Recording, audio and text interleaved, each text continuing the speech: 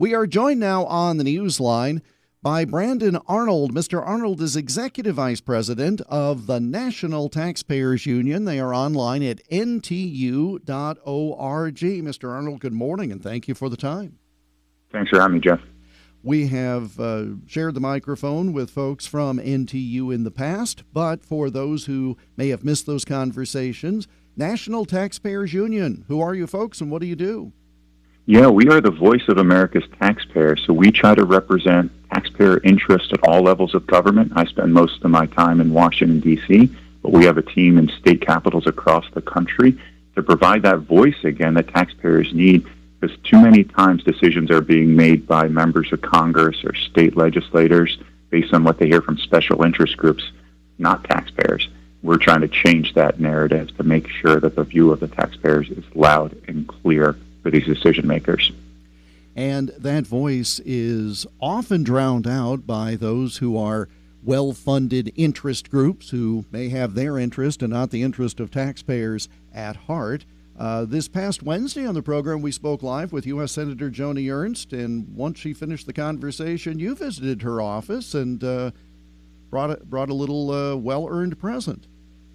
Yeah, that's absolutely right. We presented her with the Taxpayer Defender of the Month Award, which is an award we just launched actually last year to present some degree of recognition and support for the efforts that these folks on Capitol Hill are taking to trim the size of government, to cut taxes, to reduce spending, because too often you get rewarded when you're spending money. You don't really get rewarded when you're cutting money. In fact, you get a lot of nasty grants from those very same special interest groups that want to see more pork and more money going out the door. And any effort to push up against that, again, gets a lot more criticism than it does praise. We're trying to, again, change that narrative to support people that are trying to limit the size and scope of the federal government. And Joni Ernst absolutely fits in that category with a lot of the work that she's done to trim waste and to right-size the government. Those of us here remember a dozen years ago when she first ran, and a rather infamous or famous television ad where she pledged to make 'em squeal, meaning the special interests, too much pork, etc. What are some of the specific things that really drew attention of the National Taxpayers Union with regard to recognition at this particular point? Yeah, let me give you a little bit of a behind-the-scenes example here. This happened relatively recently, actually. We were in frequent communication with her office, and when some of these appropriations bills started moving in Congress, these massive spending packages, her office reached out and said, we have to do something about this pork. These bills are loaded up with earmarks, and nobody's really paying attention to it. So we started to highlight that. My colleague put together a database that you can see on our website, ntu.org, of all of the earmarks that are in these bills in a very easy to identify, easy to sort through format. And we highlighted that. We've been talking about it nonstop.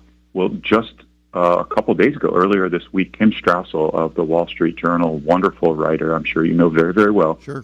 She wrote a piece in which she cited our research, again, which came from a coordination effort with Joni Ernst and her office.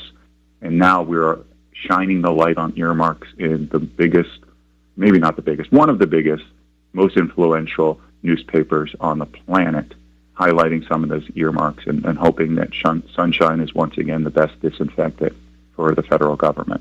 So she deserves a ton of praise. Her name is not in that piece, but ours is a couple of times, but I want to give her the credit that she and her staff deserve. One thing about that is really interesting, the whole earmark process.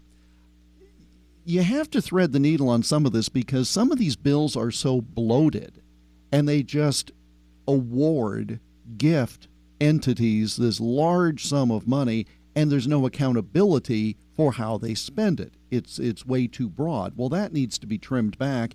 In one respect, if you could specify what spending should go for, well, then you've got a better chance of making sure that it's done right.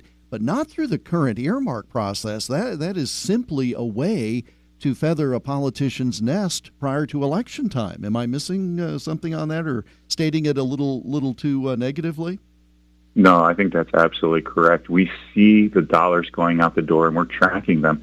They're going out the door to members of Congress that are in tough reelection campaigns, Republicans and Democrats alike, even with full Republican control of Washington. Democrats are getting a ton of earmarks too, including members that are in tough re-election races.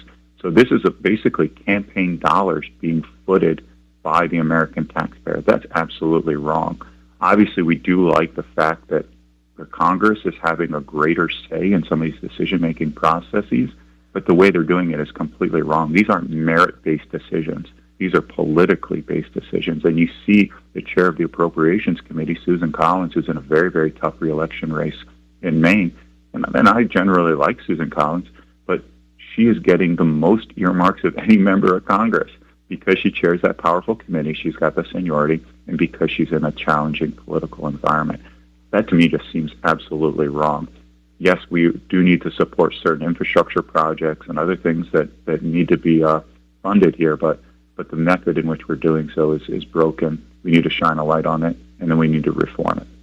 We're speaking live with Brandon Arnold. Mr. Arnold is Executive Vice President of the National Taxpayers Union. They are online at ntu.org, and the National Taxpayers Union named U.S. Senator Joni Ernst of Iowa Taxpayer Defender of the Month.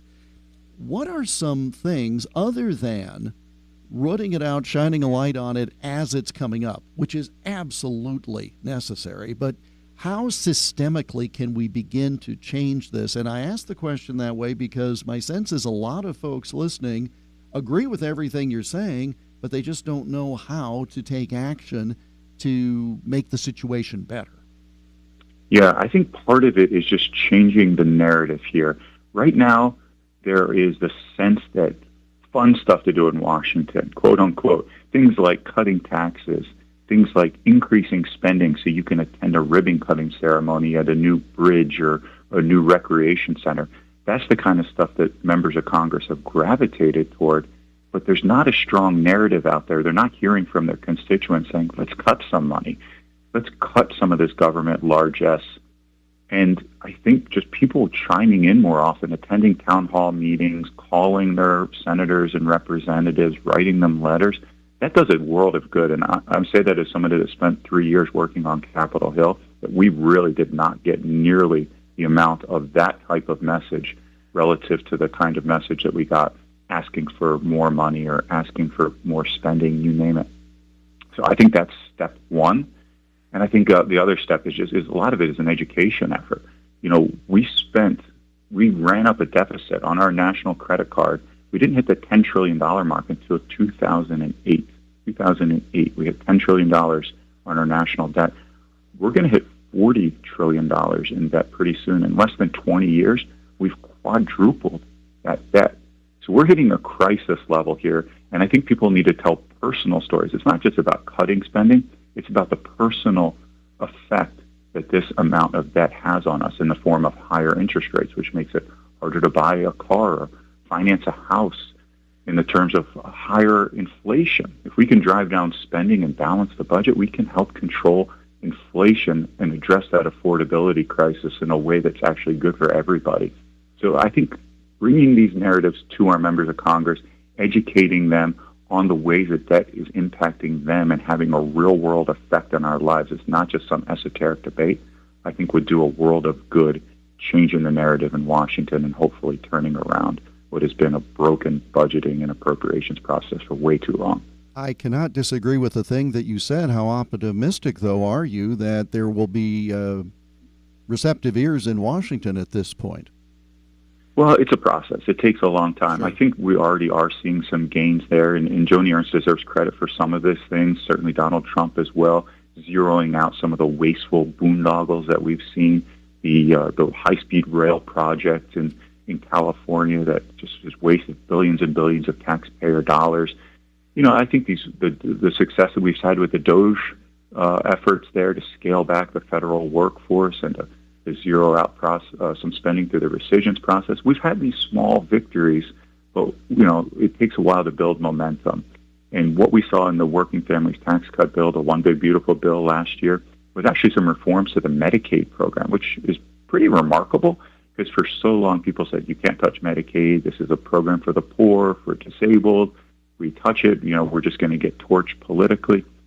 Well, we touched it, and we did so with, I think, pretty intelligent reforms. Things like work requirements, scaling back some waste, fraud, and abuse, things that are 80-20 issues when you talk to them, when you talk to real Americans about them.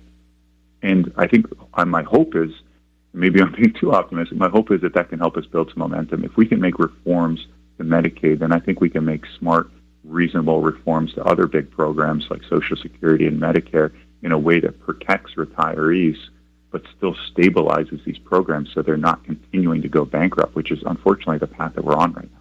That is such an excellent point in my view, because again, some of us may feel like it is such an uphill battle. There's just no way we're going to get past it, but all you need is one victory, even a small victory, and it gives you the optimism to keep fighting, which is something that is absolutely necessary. Well, Mr. Arnold, thank you so much for taking the time and the recognition to U.S. Senator Ernst as the National Taxpayer Union's Taxpayer Defender of the Month. Appreciate your time, and we'll encourage everyone to go for more information to ntu.org. Have a good weekend. Thanks so much, Jeff. Brandon Arnold, Executive Vice President of NTU, the National Taxpayers Union, and again online, ntu.org. And he joined us live on the Newsline